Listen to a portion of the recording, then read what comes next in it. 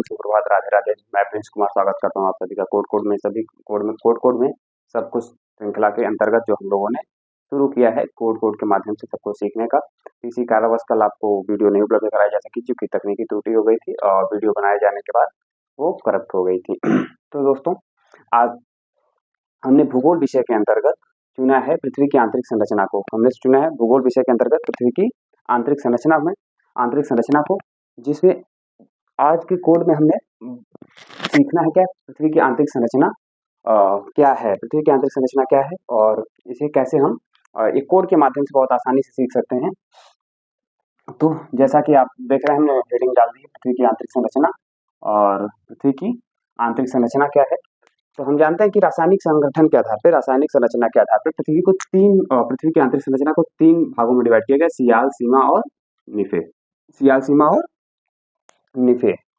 पृथ्वी की आंतरिक संरचना को रासायनिक संगठन के आधार पर सियाल, सीमा और निफे में बांटा गया है, जिसमें SI का मतलब होता है सिलिका, AL का मतलब होता है एल्युमिनियम, SI का मतलब सिलिका, Ma का मतलब मैग्नीशियम, फिर निकेल और फेरस। ठीक, आपको पता होगा पृथ्वी में सबसे अधिक कौन सा पदार्थ पाया जाता है, फेरस पाया जाता है। पृथ्वी में सबसे अधिक कौन सा पदार्थ पाया जाता है, फेरस पाया जाता है। ठीक है, तो दोस्तों ये तो रासायनिक संगठन के आधार पर है, रासायनिक संरचना के आधार पर है। मुख्य हमारा जो प्रश्न बनता है वो बनता है किससे, जो आंतरिक संरचना है, अभिनव मत क्या है, नवीन मत क्या है। ठीक है, नवीन मत। ठीक, तो नवीन मत क्या है, नवीन मत को हम लोग क्रस्ट मेंटल कोर के रूप में डिवाइड करते हैं। किसमें डिवाइड करते हैं, क्रस्ट, मेंटल और कोर। ठीक है, CORE, कोर। ठीक है, मेंटल क्रस्ट ना। तो क्रस्ट की जो मोटाई है 0 से 30 किलोमीटर के बीच मानी जाती है। क्रस्ट की मोटाई कितनी मानी जाती है, 0 से 30 किलोमीटर। यानी ये मोटाई कहीं घट भी सकती है, कहीं बढ़ भी सकती है, यानी महासागरों पे कम हो सकती है, पहाड़ों या पर्वतों एरिया पे ये ज्यादा हो सकती है। किंतु औसत जो माना गया है वो 0 से 30 किलोमीटर माना गया है, 0 से 30 किलोमीटर माना गया है। फिर मेंटल जिसकी मोटाई मानी गई है 30 से लेकर 2900 किलोमीटर तक। मेंटल जिसकी मोटाई कितनी मानी गई है, 30 से लेकर 2900 किलोमीटर तक।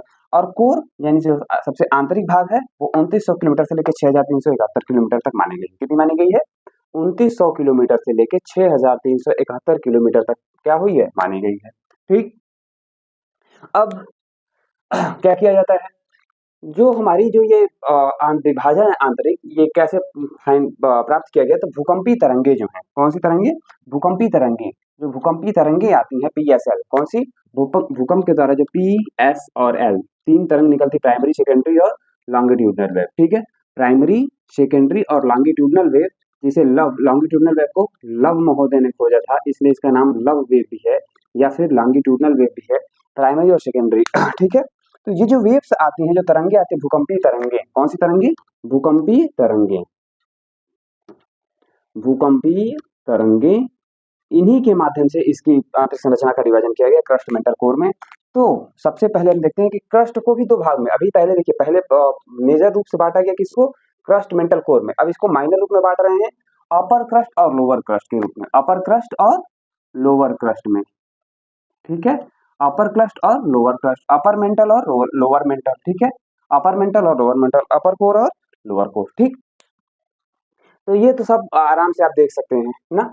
लेकिन इंपॉर्टेंट क्या है हम लोगों के लिए, इंपॉर्टेंट ये है कि इनके बीच में जो जोड़ है, जो असंबद्धता है, यानी जो दो परतें हैं अपर क्रस्ट और लोअर क्रस्ट के बीच में जो असंबद्धता है, जो जुड़ाव है, उसे क्या कहते हैं, कौन सा नाम दिया गया। जो लोअर क्रस्ट है और अपर मेंटल है उसके बीच की जो जुड़ाव है उसको क्या नाम दिया गया। जो अपर मेंटल है, लोअर मेंटल, उसको क्या नाम दिया गया, अपर मेंटल और अपर कोर और लोअर मेंटल को क्या नाम दिया गया, जोड़ का ना। तो सबसे पहले हम देखते हैं अपर क्रस्ट और लोअर क्रस्ट के बीच का जो संबद्धता, असंबद्धता, उसे कोनराड बोलते हैं। क्या बोलते हैं, कोनराड असंबद्धता बोलते हैं। कौन सा असंबद्धता बोलते हैं, कोनराड असंबद्धता बोलते हैं। ठीक है, जो सबसे ऊपर है अपर क्रस्ट और लोअर क्रस्ट के बीच, फिगर में जो चित्र में देख सकते हैं, कोनराड असंबद्धता। फिर लोअर क्रस्ट और अपर मेंटल के बीच में है मोहो असंबद्धता, इसे मोहो महोदय ने खोजा था, मोहो रोविजिक महोदय ने, इसीलिए इसका नाम मोहो असंबद्धता रखा गया है। फिर है अपर मेंटल और लोअर मेंटल, अपर मेंटल और लोअर मेंटल के बीच में कौन सा है, रेपेटी असंबद्धता है। कौन सी है, रेपेटी असंबद्धता है। और लोअर मेंटल और अपर कोर के बीच कौन सी असंबद्धता आती है, गुटेनबर्ग आती है। लोअर मेंटल और अपर मेंटल के बीच कौन सी असमंजसता आती है? गुटेनबर्ग असमंजसता आती है। जबकि अपर मेंटल और लोअर मेंटल के बीच कौन सी है? रैपिटी है। ठीक। अपर कोर और लोअर कोर, अपर कोर और लोअर कोर के बीच कौन सी आती है? लेहमैन आती है। कौन सी आती है? लेहमैन आती है। जैसे दोस्तों पृथ्वी के अंदर जो क्रस्ट के नीचे है 100 से 200 किलोमीटर का जो क्षेत्र है उसे जोन ऑफ लो वेलोसिटी के नाम से जानते हैं। जोन ऑफ लो वेलोसिटी के नाम से जानते हैं 100 से 200 किलोमीटर का। ठीक है। निम्न गति की निम्न गति की मेखला है ये, निम्न गति की। यहाँ पे क्या होता है, जो जो भूकंपी तरंगे हैं इनकी वेग जो होता है बहुत तेजी से कम हो जाता है। भूकंपी तरंगों का वेग क्या होता है? कम हो जाता है। भूकंपी तरंगों का वेग कम हो जाता है। ठीक है। तो दोस्तों ये फिगर आपको मिल जाएगा आपकी किताबों में ना। लेकिन इंपॉर्टेंट क्या है, हम कोड के माध्यम से इसे कैसे सीखेंगे? इंपॉर्टेंट क्या है, कोड के माध्यम से हम कैसे सीखेंगे? तो देखिए हम असंबद्धता को क्या पकड़ते हैं, ऐसे अगर एक फिगर बना लें, 1 2 3 4 5, कुल 5 असंबद्धताएं हैं ना। तो अगर लिख लें के, कोनराड का के, मोहो का यम, रेपटी का आर, ठीक, गुटेनबर्ग का जी और लेहमैन का एल ना। अब इसे पढ़ेंगे कैसे? कमर गईल, ग इल पढ़ लो। कैसे पढ़ोगे? कमर ग इल ल, कमर गईले, कमर गईले। ठीक है। कमर गईले। कोड क्या पकड़ोगे आप लोग? कोड, कोड क्या होगा आपका? कमर गईले। कैसे हो जाएगा? कैसे क्या हो जाएगा? कैसे क्या हो जाएगा? कोनराड। एम से हो जाएगा मोहो, आर से हो जाएगा रेपेटी, जी से हो जाएगा गुटेनबर्ग और एल से हो जाएगा लेहमैन। और क्या हो जाएगा? एल से लेहमैन। तो कोड हम लोग का क्या बना? कमर गईले। क्या बना? कमर गईले। अब हम देखते हैं पृथ्वी के अंदर का जो घनत्व है, ऊपर का घनत्व क्या है? 2.9 ग्राम प्रति सेंटीमीटर क्यूब। जो डेंसिटी है, जो घनत्व है, कितना है पृथ्वी के ऊपरी परत का? अपर क्रस्ट में, यानी क्रस्ट में कितना है? 2.9 ग्राम प्रति सेंटीमीटर क्यूब। और नीचे क्या है? 13.6 ग्राम प्रति सेंटीमीटर क्यूब है। कितना है? ये कोर है, कोर के भाग का जो डेंसिटी है, वो घनत्व है, वो कितना है? 13.6 ग्राम प्रति सेंटीमीटर क्यूब। इसका मतलब क्या हुआ कि जैसे जैसे हम पृथ्वी के अंदर जाते हैं, पृथ्वी का घनत्व बढ़ता जाता है। पृथ्वी के अंदर जैसे जैसे जाते हैं, यानी क्रस्ट से मेंटल की ओर जैसे जैसे नीचे की तरफ जाएंगे, पृथ्वी का घनत्व बढ़ता जाता है और ताप भी बढ़ता जाता है।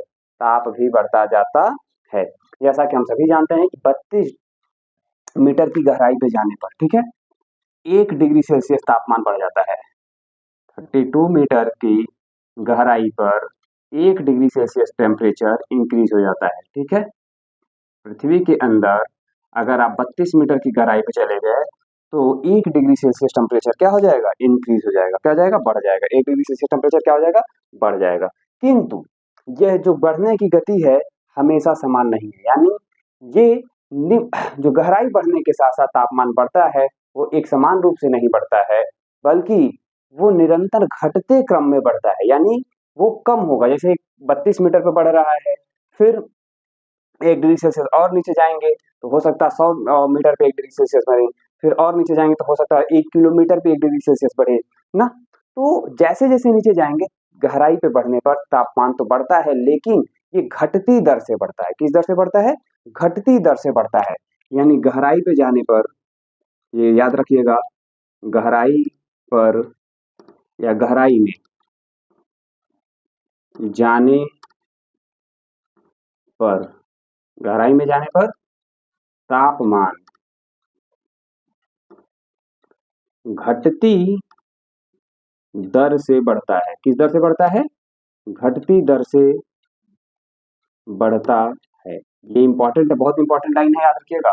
तापमान 32 मीटर पे 1 डिग्री सेल्सियस तो बढ़ता है, लेकिन तापमान गहराई पे जाने पर घटती दर से बढ़ता है। किस दर से बढ़ता है? घटती दर से बढ़ता है। और घनत्व भी घटती दर से बढ़ता है। घटती दर से घनत्व भी बढ़ता है। यानी गहराई पे जाने पर तापमान और घनत्व, तापमान और घनत्व दोनों एक समान रूप से नहीं घटता है, ये घटती दर से बढ़ता है। एक समान रूप से नहीं बढ़ता है, घटती दर से बढ़ता है। ठीक। किससे बढ़ता है? घटती दर से बढ़ता है घनत्व, तापमान और घनत्व। अब ठीक है, क्रस्ट में अब एक प्रश्न और आता है कि क्रस्ट में यानी भूपर्पट्टी में, भूपर्पट्टी में भूपर्पटी में, भूपर्पटी में कौन सा तत्व सबसे अधिक मात्रा में पाया जाता है और पृथ्वी में कौन सा तत्व सबसे अधिक मात्रा में पाया जाता है। ये बहुत ही इंपॉर्टेंट प्रश्न है, याद रखिएगा। भूपर्पटी में अगर पूछेगा तो है ऑक्सीजन। क्या है? ऑक्सीजन। क्या है? ऑक्सीजन। फिर दूसरे नंबर पे सिलिकॉन। क्या है? सिलिकॉन। ठीक। और तीसरे नंबर पे क्या है? एल्यूमिनियम। ठीक है, एल्यूमिनियम ना। तीसरे नंबर पे कौन सा है? एल्यूमिनियम है। किंतु जब पूरी पृथ्वी में पूछेगा, यानी क्रस्ट में पूछेगा या भूपर्पटी पर पूछेगा, भूपर्पटी पर यानी ऊपरी परत पे पूछेगा, भूपर्पटी पर पूछेगा, तो क्या बताएंगे? ऑक्सीजन, सिलिकॉन और एल्यूमिनियम। और जब पूछेगा पृथ्वी में, संपूर्ण पृथ्वी में जब पूछ लेगा, तो सबसे ज्यादा क्या है? आयरन है, यानी लोहा है। क्या है? आयरन। दूसरे नंबर पे क्या है? ऑक्सीजन। क्या है? ऑक्सीजन। और तीसरे नंबर पे क्या है? सिलिकॉन। क्या है? सिलिकॉन। ठीक, समझ में आ गया होगा दोस्तों।